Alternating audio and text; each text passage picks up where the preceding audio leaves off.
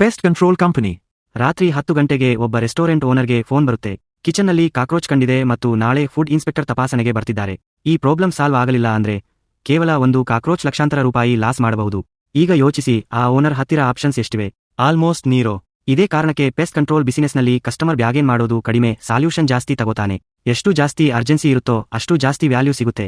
ಇಂಡಿಯಾದಲ್ಲಿ ರೆಸ್ಟೋರೆಂಟ್ಗಳು, ಹೋಟೆಲ್ಗಳು, ಫುಡ್ ಫ್ಯಾಕ್ಟರಿಗಳು, ವೇರ್ಹೌಸ್ಗಳು, ಹಾಸ್ಪಿಟಲ್ಗಳು, ಹೌಸಿಂಗ್ ಸೊಸೈಟಿಗಳು ಎಲ್ಲರಿಗೂ ರೆಗ್ಯುಲರ್ ಆಗಿ ಪೆಸ್ಟ್ ಕಂಟ್ರೋಲ್ ಅಗತ್ಯವಿರುತ್ತೆ. ಮತ್ತು ಇದು ಒಂದು ಬಾರಿಯ ಕೆಲಸ ಅಲ್ಲ, ಪ್ರತಿಯೊಂದು ಕೆಲವೇ ತಿಂಗಳುಗಳಲ್ಲಿ ಈ ಸರ್ವಿಸ್ ರಿಪೀಟ್ ಆಗ್ತಾ ಇರಬೇಕು. ಮತ್ತು ಆ ರಿಪೀಟ್ ಸರ್ವಿಸ್ಗಳೇ ರಿಕರಿಂಗ್ ರೆವೆನ್ಯೂ ಆಗಿ ಬದಲಾಗುತ್ತವೆ. ಹೋಮ್ ಮೈಂಟೆನೆನ್ಸ್ ಇಂಡಸ್ಟ್ರಿ ಜೊತೆಗೆ ಪೆಸ್ಟ್ ಕಂಟ್ರೋಲ್ಗೆ ಇರೋ ಡಿಮ್ಯಾಂಡ್ ವೇಗವಾಗಿ ಹೆಚ್ಚಾಗ್ತಿದೆ. ಯಾಕಂದ್ರೆ ಸಿಟಿಗಳಲ್ಲಿ ಹೌಸಿಂಗ್, ರೆಸ್ಟೋರೆಂಟ್ಸ್ ಮತ್ತು ಕಮರ್ಷಿಯಲ್ ಸ್ಪೇಸ್ಗಳು ದಿನದಿಂದ ದಿನಕ್ಕೆ ಎಕ್ಸ್ಪ್ಯಾಂಡ್ ಆಗ್ತಿವೆ. ಆದ್ರೆ ನನಗೆ ಈ ಬಿಸಿನೆಸ್ನಲ್ಲಿ ಇನ್ನೊಂದು ವಿಷಯ ತುಂಬಾ ಇಷ್ಟ. ಅದೇ ರೆಫರಲ್ಸ್.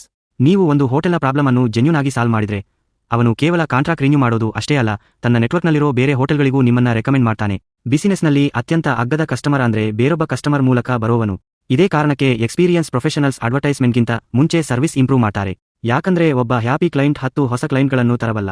ಮತ್ತು ಇದೇ ಕಾರಣಕ್ಕೇನೋ ಈ ಬಿಸಿನೆಸ್ ಸೋಷಿಯಲ್ ಮೀಡಿಯಾದಲ್ಲಿ ಬೋರಿಂಗ್ ಅನಿಸಬಹುದು, ಆದ್ರೆ ಬ್ಯಾಂಕ್ ಅಕೌಂಟ್ನಲ್ಲಿ ಖಂಡಿತ ಅಲ್ಲ.